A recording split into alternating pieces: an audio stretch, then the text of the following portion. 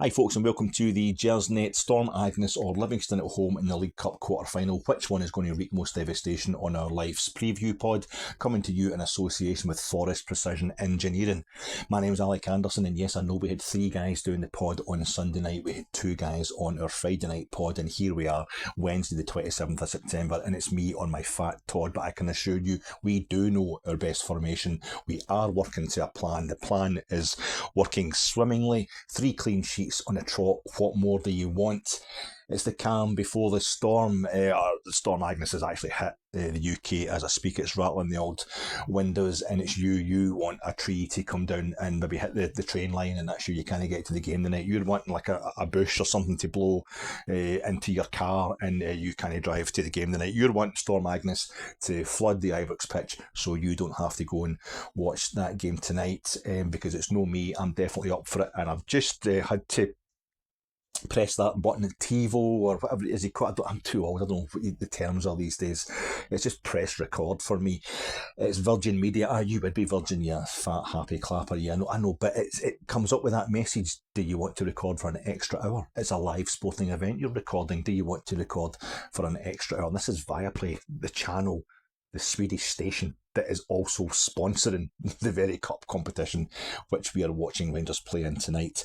And it's like they're saying to you, do you think you're going to be able to win this game in 90 minutes? It's almost like they're saying to you, hey Alec, do you actually think Rangers are even going to be able to take this to extra time? Are they good enough to take Livingston to extra time? And I pressed record because I think there could be, even though I'm supposed to be going to the game, there could be a reason for a really kind of detailed post-mortem, and I want to have all the video evidence I possibly can acquire. It's it's one of those ones. We're all going along there tonight with our little gavels in one pocket, our little black caps in the other, ready to pass harsh, final, brutal judgment on not just Michael Beale, but that Neil Banfield as well, because of course Neil Banfield, the Rangers assistant manager, made the mistake yesterday of doing exactly the same thing he did in the previous round of this competition, assuming the pre-match management presser duties, and it didn't go down too well. And even as I'm the treasurer of the Happy Clapper Loyal RSC, I do the hidden team and all that, and I'm the guy who's in the front of the bus telling the driver, not the best car park to the best place to get for a Jambo's boozer when you're playing Hibs at Easter Road and that kind of thing. Even I yesterday was like, no, that's just not going down. That was winding me up. Neil Banfield was saying the wrong things. Not maybe when you see it written down, not necessarily if you're a neutral, you maybe be struggling to see what it was he was saying that was so wrong, but the mood is so dark around Rangers just now. It's so pessimistic. We're all feeling a bit fatalistic about this game tonight. To have the manager telling us after the team, or the assistant manager telling us after the team was booed off the park on Sunday, that the plan's working and we're getting there, and we're doing really well with the pressure in the final third of the park. That's really good. We haven't got the scoring goals bit right, yeah, but that will come. But really, we're great at dominating games, except for the scoring goals bit. But it'll all come through, and we beat PSV Eindhoven, and I know he corrected that. I know he certainly mentioned later in the same interview that he was talking about the 2-each draw with PSV Eindhoven at Ibrox. But if you are taking any aspect of a 7-3 aggregate defeat for Rangers and try to turn it into a positive, it's not good. It's not what we want to hear just now. Maybe a few years down the line, maybe even at the end of this season when we're winning the treble or whatever it is, we're in the semi-finals of the Europa League or something, you can then talk about, oh God, remember, it seemed so bleak at the beginning of the season, but we're just finding our feet. And actually that 2-each draw against PSV, which, let's be fair, I was doing my post-match reaction for Gersnet, I was gushing about that game. I was still psyched, after the final whistle of that game, because we did play well. It was an entertaining match, but it was like Neil Banfield was saying yesterday, getting beat 5-1 in the away leg proved how well we had done in the home leg against PSV Eindhoven. No, not just now. Too soon, Neil. Didn't go down too well, and I think we're all sitting here tonight, so we're going to be sitting at Ibrox waiting to see them all hung by their necks until they are forced to take a job on Sky Sports doing punditry, or even worse, another gig in the English Championship if they fail to win this game against Livingston, who have never won at Ibrox.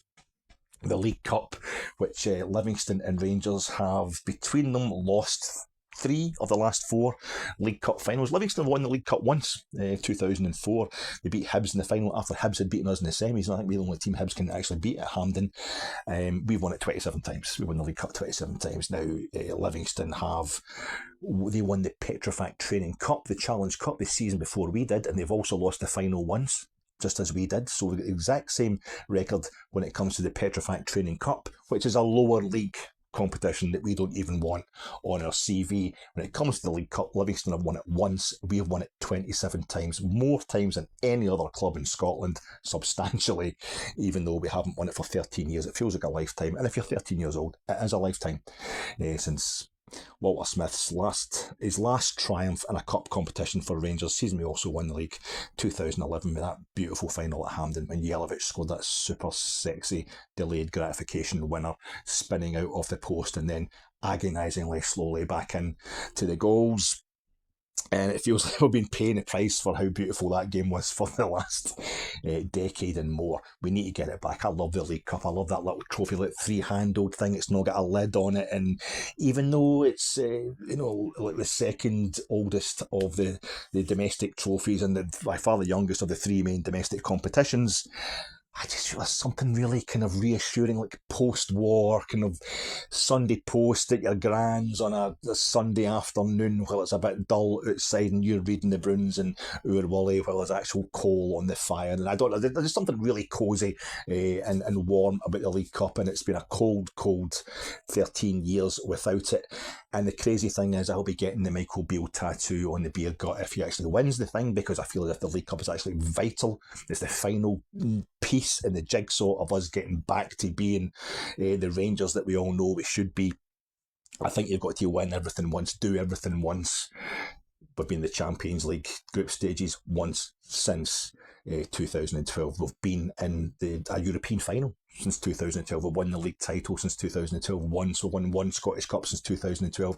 You've got to walk before you can run, and I feel as if we need that League Cup once before we can just get into the light jog and start picking up the doubles and trebles that everybody wants Michael Beale to be winning instantly within the first 2 months of the season, or else he should get sacked. And Livingston have never won at Ibrox, and that statistic come out.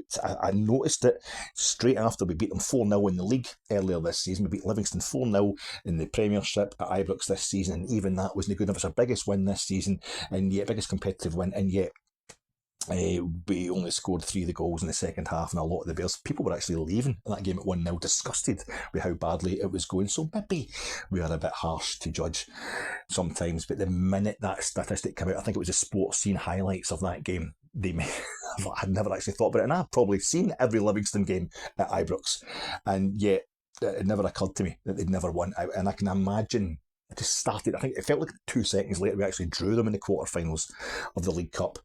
And I can imagine somehow it's like Motherwell on Sunday, the build up to that game, you heard the statistic about how Motherwell haven't beaten us in the league for 21 years. And you thought, that doesn't ring true. There's something kind of fake about that. And you remembered, because they pumped us home and away in that Championship, Premiership, Promotion, Relegation playoff in 2015, and that felt like a league defeat and a half. I can imagine a scenario where 2 or 3 years down the line we're talking about how Livingston have never won over 90 minutes at Ibrox. They've never won over 90 minutes at Ibrox because, of course, they had that famous League Cup victory in September 2023 where Rangers were in 1-0 and equalised in the last minute, and it went to penalties and they won. And well, that will be a new experience for us anyway, because we'll go through the full gamut of booing scenarios. We've booed the team off the park at Ibrox after losing 1-0 to Celtic. We've booed the team off the park on Sunday then after beating Motherwell 1-0.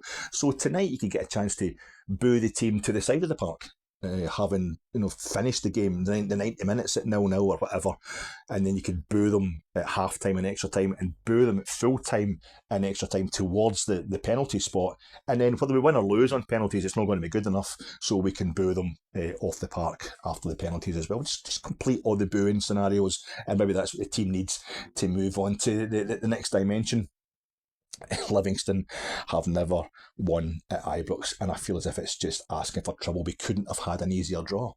On paper, I think the only team that's below Livingston in the league, that's in the League Cup quarter-finals, is Aberdeen, and we feel that's a kind of false position for them. Aberdeen second bottom of the table just now, and we'll see how false a position that is for them when they arrive at Ibrox on Saturday on league business. The Sheep Warriors, but they would always give us a harder game than Livingston, you would imagine. Although Livingston, are known to give us a hard game every now and then, particularly at their own place. And they lost 3-0 at their own place at the Tony Macaroni, Almondvale, West Lothian, Courier, Meadowbank, Ferranti Thistle Stadium on Saturday when Celtic beat them 3-0. And Celtic were down to 10 men. They lost their goalkeeper to a red card after half an hour of that game. So Livingston were 1-0 down at the time, but they played an hour against 10 men. Lost the game 3-0, and David Martindale, their manager, was raging with his players and with himself at the end of the game. They saw it as a real opportunity missed, and if you're that kind of manager and you've made a fool of yourself as you see it against one half of the Old Firm, what better way to come back? What an opportunity for you to then have the other half of the Old Firm just a few days later. Now Livingston have also got St Johnstone at McDermott on Saturday in a 6-pointer, so I'm part of me, how pathetic. I'm kind of hoping they're focusing more on that because they've only got 6 points from their opening 6 games in the league. Livingston, they beat Hibs at Easter Road, but they always beat Hibs at Easter Road, and Hibs subsequently sacked their manager. They've drawn with Ross County, Aberdeen and St Mirren, I think, whereas we've got double that. We've got 12 points from our first 6 games. That was us into the double points with that magnificent win on Sunday there against Motherwell. So it's just all set up. You're feeling really fatalistic and really kind of pessimistic, like we all are just now about things at Rangers. It just seems like this game it's absolutely asking for trouble. And despite the fact, as I say, it's really weird that wanting to win the League Cup so badly, the fact they'll be so delighted if on the 17th of December, rather than being at Easter Road in the league, Rangers are parading that little 3-handled trophy around Mount Florida. If we don't win it, Michael Beale should get sacked. I don't see how he can be manager of Rangers into the new year without winning the League Cup. Because if we don't win it with Celtic out of the competition, that's one of the things Neil Banfield answered wrongly yesterday. Again, on paper, it's a kind of classic management speak. He was asked, do you think Celtic being out of the League Cup already puts more pressure on Rangers to win it? And he said, well, there's always pressure on Rangers. That's correct. Rangers should always be winning all the trophies. Historically, they win lots of trophies, so there's always pressure. But then you get Kamar Roof coming out and doing his interview afterwards, and he's the very living embodiment of a Ranger, of everything you want from a Ranger. Kamar Roof scares you. He makes you think you're not staunch enough. Just when he's been interviewed, I thought, am I reading too much into it? Who cares what managers say? Jurgen Klopp, I can't stand Jurgen Klopp. He makes my flesh crawl. Right? He's so disingenuous. He's one of these kind of magnanimous in victory and trying to be emotional. I remember that he tried to cry on Sky Sports when they won the league for the first time in 30 years. He plainly wasn't. He was one of the women you see in those reality things, the Real Housewives, where they do the, I'm crying, therefore I'm emotional, therefore I'm better than you. And he was doing all that and kind of, I've got to end this interview because it means too much to me. Like he felt he was duty bound to cry to live up to his persona. I can't stand him. And that was well before they beat us 7, Liverpool beat us 7-1 at Ibrox last season. But what a manager. You would have him at Ibrox straight away if he had the chance, and he might have soon. You would have him at Ibrox straight away as a manager because he's a world-class manager, and I think that's how management works these days, that the top-class managers are all kind of insincere gits. It's the same with Alec Ferguson, it's mind games. No, it's not. It's just basically slandering and insulting his opponents all the time. Totally out of order. But these are the guys that get to the top. These are the guys that do the business. So the fact that, Neil Banfield is echoing the kind of hollow, homilies or whatever that are coming from Michael Beale shouldn't worry me too much. But then out comes Kamar Roof, and you're like, yeah, that's what I want. I wouldn't say Kamar Roof is a limited vocabulary. He's maybe a modest vocabulary, but he was able to communicate so well. He's so articulate just through his mannerisms and the way he was communicating how much he wants it. He's one of these guys like Walter Smith, like Steven Gerrard, who he sometimes makes you scared for the players. You'll finish a game at Ibrox and you'll be raging with the players, and then you'll hear the manager's post-match interview and you'll be like, oh Jesus, no, actually, sorry boys, you don't deserve that. You're obviously going to get it hard. And when Michael Beale was saying on Sunday, this whole thing, Michael Beale was really upset. I've never seen him as upset as he was at Sunday's presser, and I wasn't at the presser. I don't go to press conferences, and maybe maybe he really was when you were in the room, but watching it on television, watching the highlights of that press conference, when he was being asked about, did you have harsh words and all that, he takes the big pause and he's kind of, oh, harsh words were had. He's impersonating a real man. I wasn't scared. I wasn't thinking, oh, that's impressive or whatever. I was just thinking, no, you're just taking this to the next logical step. You talk about clean sheets all the time, and you're talking about the statistics or how well Real Betis are performing in La Liga, etc. It was a great win against Betis. The next step, when that's not working, you're still getting booed off the park, is to give it, oh, I'm raging too, and I just didn't believe that he was, to be quite honest. But it should, when Kamal Roof is speaking, that's a Ranger. That's a guy who's more focused than you, who's more determined than you, who's got more ambition than you, even as a supporter. The only time he laughed or smiled when he was talking about himself and being self-deprecating, but somebody's saying to Neil Banfield, do you think there's more pressure on you to win the League Cup? And he's like, no, you're saying to Kamar Roof, do you think there's more pressure on you to win the League Cup? And before the guy can finish, he's saying, I need it. I need to win this trophy. I want to win it. I want to complete the set. Oozing Rangers class. A ferocious focus, and that's what it should be all about for me. So these things, pressers, they do tell you something. Maybe shouldn't read too much into them, but it was. It's just part of the fact that everybody is highly touchy these days, and Livingston, I feel as if that's been the biggest landmine waiting for Michael Beale in this run of 4 home games. Now this will be his 3rd straight home game and in a 3rd competition. Tonight.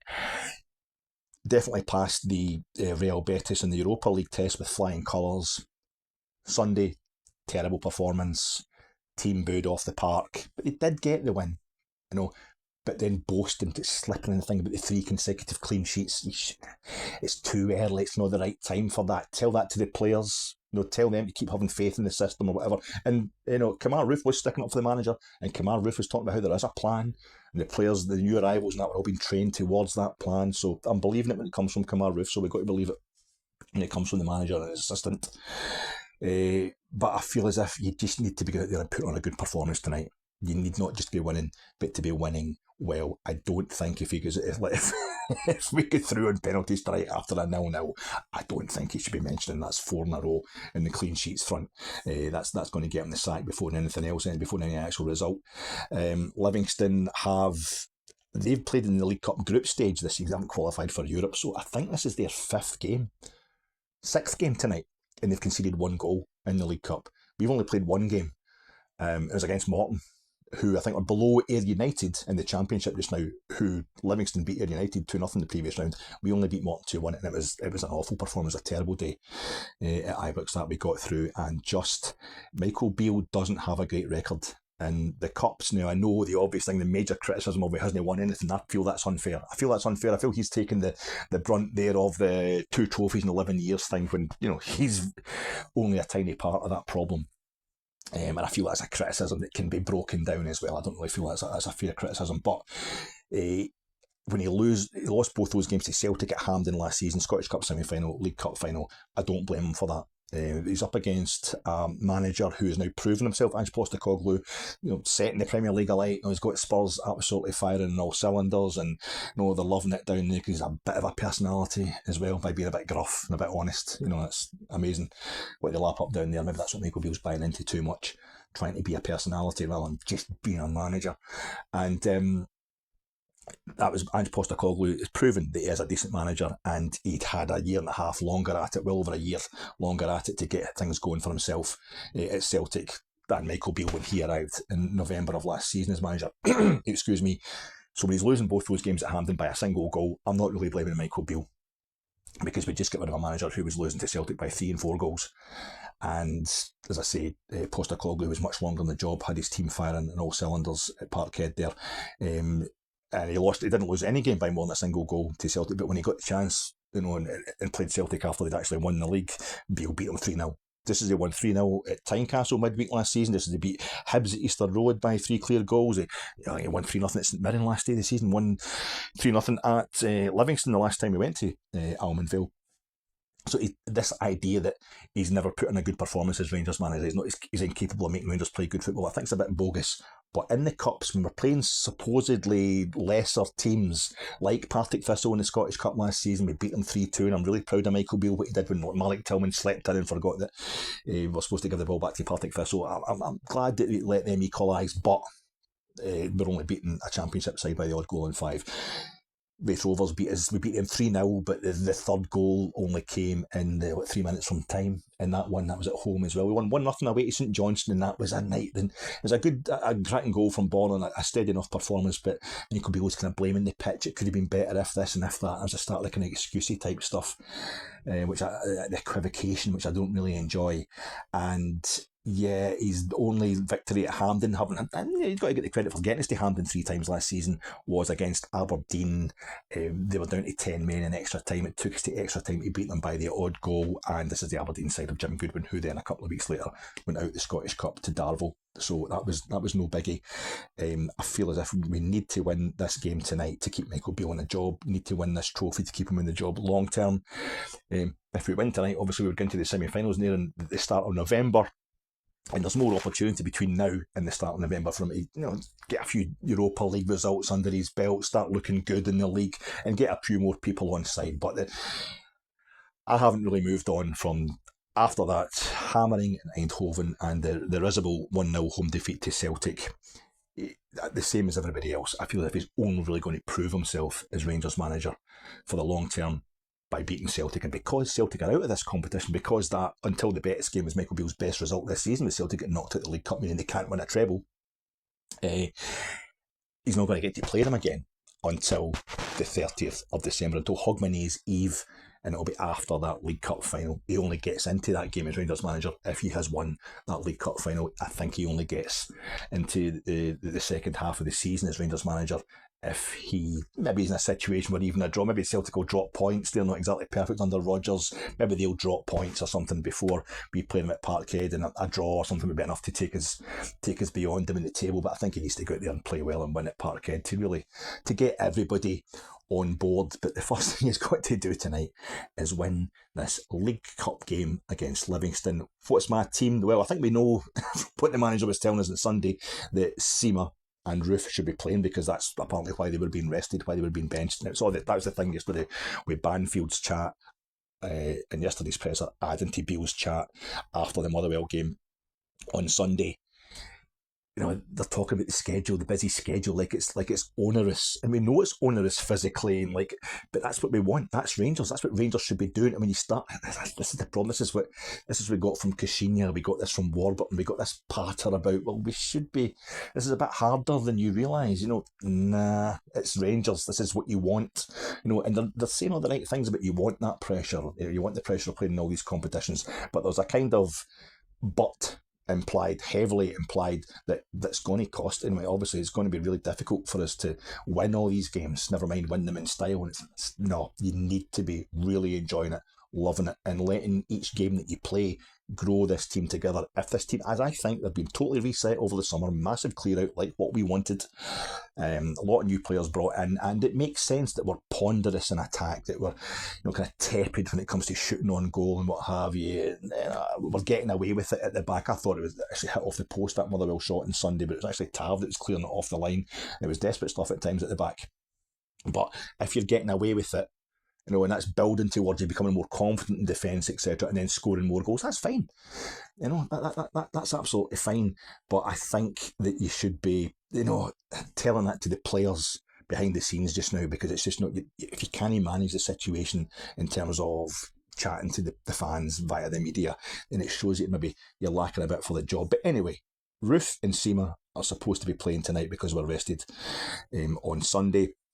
And that'd be absolutely fine with me. I would want us to go with a 4-diamond-2. I'll just tell you what I want. I want Butland in goals. I want Goldson and Davis, who've had a good couple of games, maybe 2.5 games together, really. I would want them as a centre-half. None of this 3 at the back stuff, 3 centre-halves at the back. I want Tav and Borna as our full-backs. And I would then want Jack at the bottom of a diamond with Cifuentes and Lundstrom at the body of that diamond. Lammers at the top of it, behind Seema and Roof. Seema and Roof combined really well. up at St Johnstone when Seymour had to come on for Danilo. So I would like to see that. I'd like to see us go for it and put Livingston under pressure right away. We all would. We'd like to see it just done and dusted by half time. And hopefully, if you're being so negative about a game, that tends to be what happens a lot of the time. You're expecting the worst, you end up sometimes getting the best, and we move on to Saturday. But if he's going to do the old 4-2-3-1, I really don't see how he populates that properly unless he's going to get Dessers involved, and we're going to have Dessers and Roof, kind of at least one of them not playing his best position, or he's going to do that thing where he puts Roof as the 10 behind Seema or behind Dessers, and that's not. I don't think that's the best thing for us. I don't want the two sitting midfielders for this game tonight. I'm not really convinced how well that's working. Is he going to try and get, if he's got the 4-2-3-1 to populate that 3, are he going to bring in Scott Wright again?